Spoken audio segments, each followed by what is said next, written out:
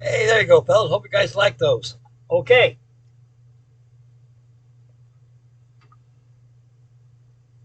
that's far I got in the kit. No fit issues at all.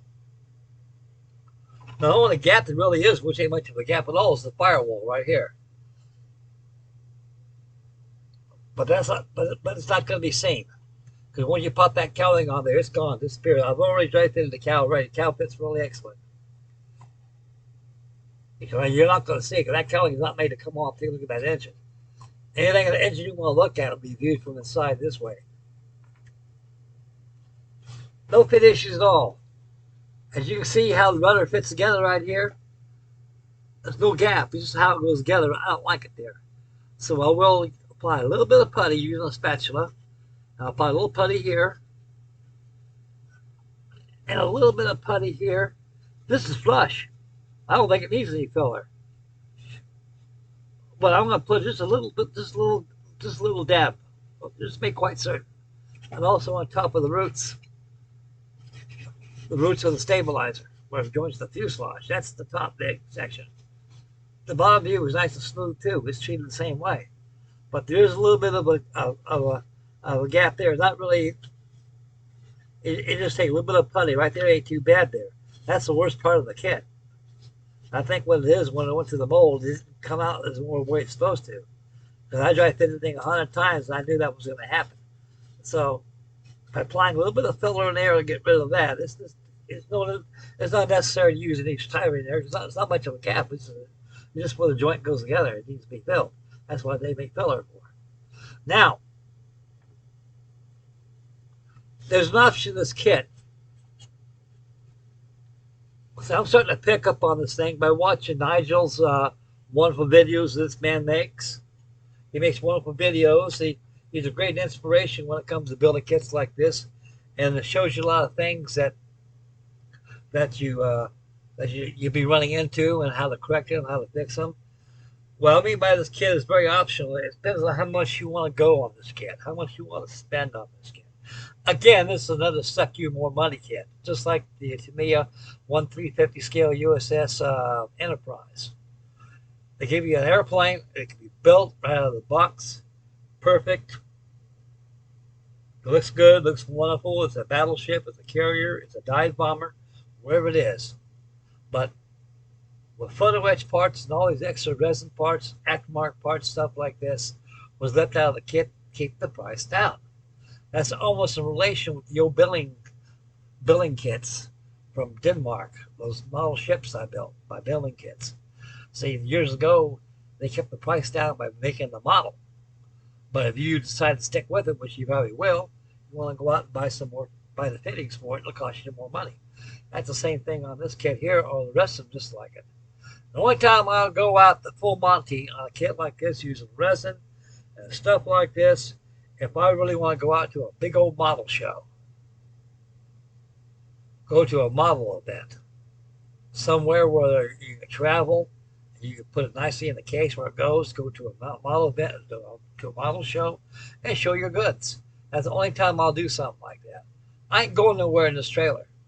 Only thing we get done this thing, it goes in a box, goes right in storage or hanging up here somewhere. I'll build right out of the box what they give me. That's all I need. Now, well, the option is if you want to spend money on aftermarket parts, Nigel gave me a heads up. You watch his video that he has the update on this with all the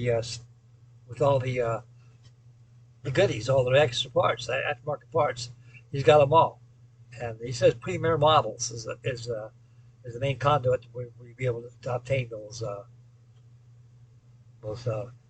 aftermarket parts like Bombays, wing folds, everything. But I want to tell you something, not to put the kit down at all. It's a good kit. It really is. I'm writing home on this. This kit is something to write home with. And without all those extra stuff, it was all the extra stuff that you buy, like aftermarket parts, like photo etch and resin. I mean, you don't need it, but you don't need it.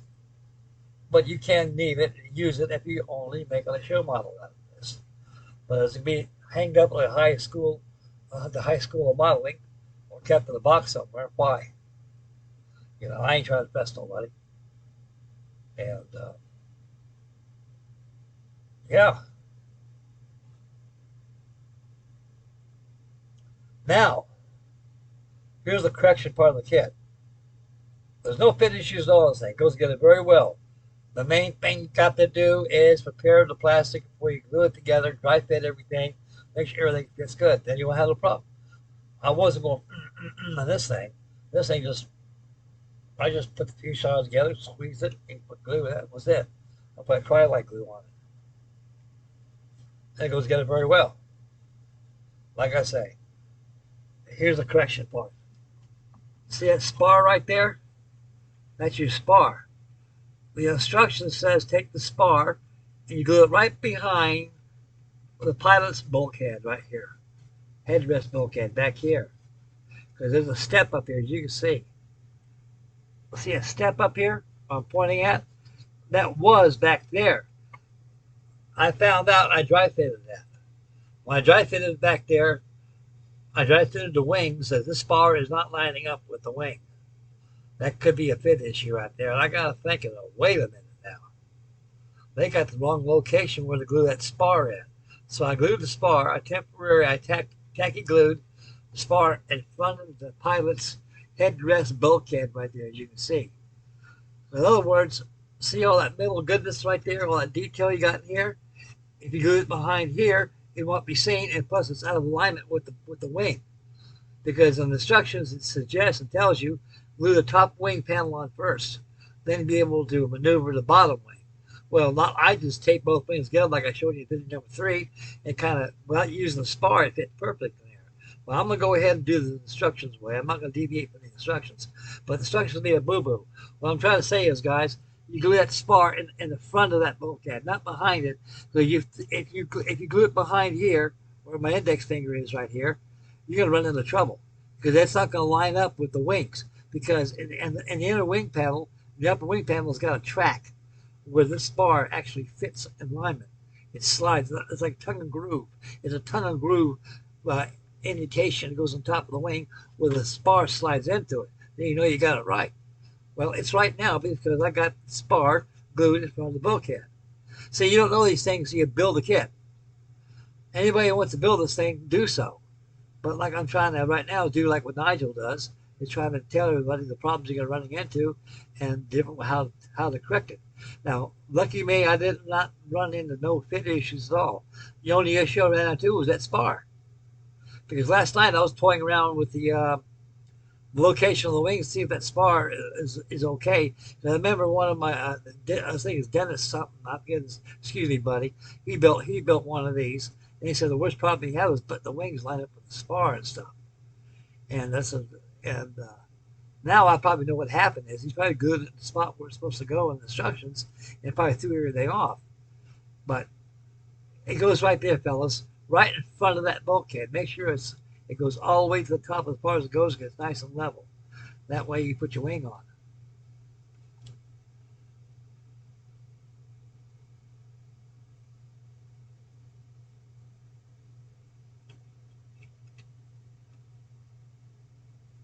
Yeah, it's pretty straight. Then you go ahead and put your wing on top of there. Perfect. It fits good on it. So that's part of the got the Sb2C. So I'll be working on the TBD Devastator tonight. I have a video for that with some shots. And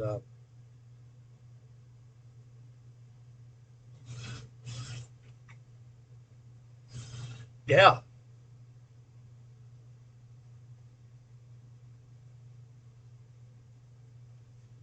it's going pretty good, guys. It really truly is.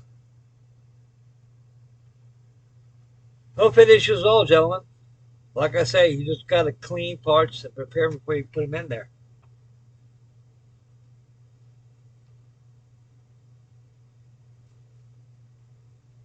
And actually, that spar wasn't a fit issue. It was a location problem because the instructions didn't show you the right way to do it. So even they make mistakes. That's why I tell this to everybody. When you got pencils, you got erasers on them. That means to be human is the error. Nothing is infallible, especially when man makes things. Overall view so far, thus far, it's an excellent kit. I suggest everybody to buy one of these because it's a short run kit. It's not going to last long. And once it expires, only way to get them is probably on eBay or go to a model convention somewhere and where you have your vendors out there selling stuff. Anyway, this thing's not going to be out of the picture for a long time, guys. You only make so many of these things, and that's about it. I go to something else. And that's something else could be anything.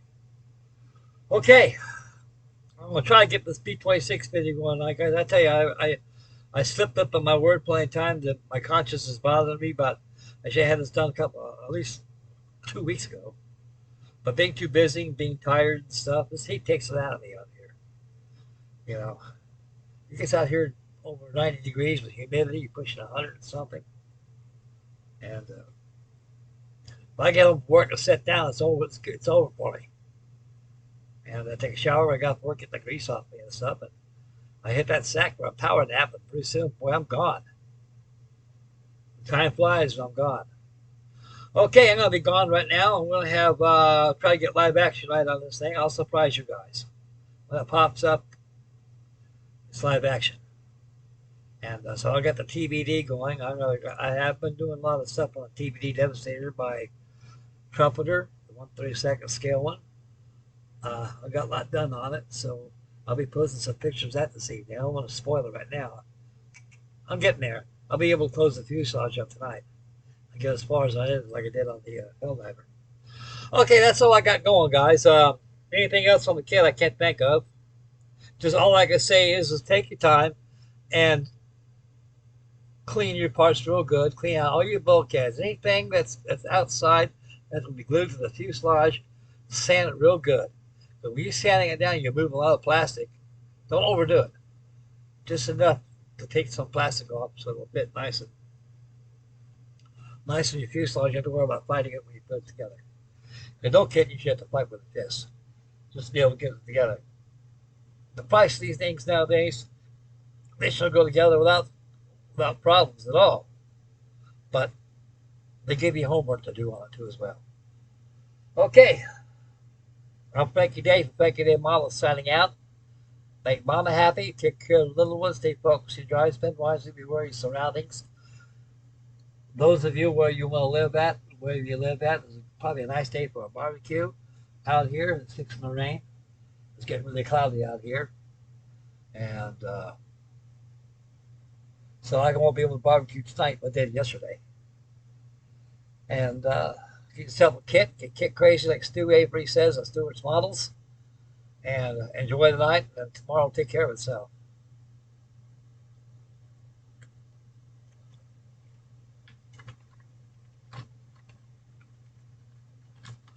Okay.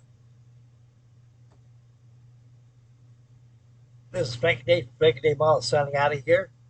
We'll catch you guys next video. Live action, also the TV day. Okay, boys, I'm gone. I'll see you guys later. You all take care of yourself, and God bless you all. Take care of mama. Take care of the babies. Take care of yourself. God bless you all. And thank you, everybody.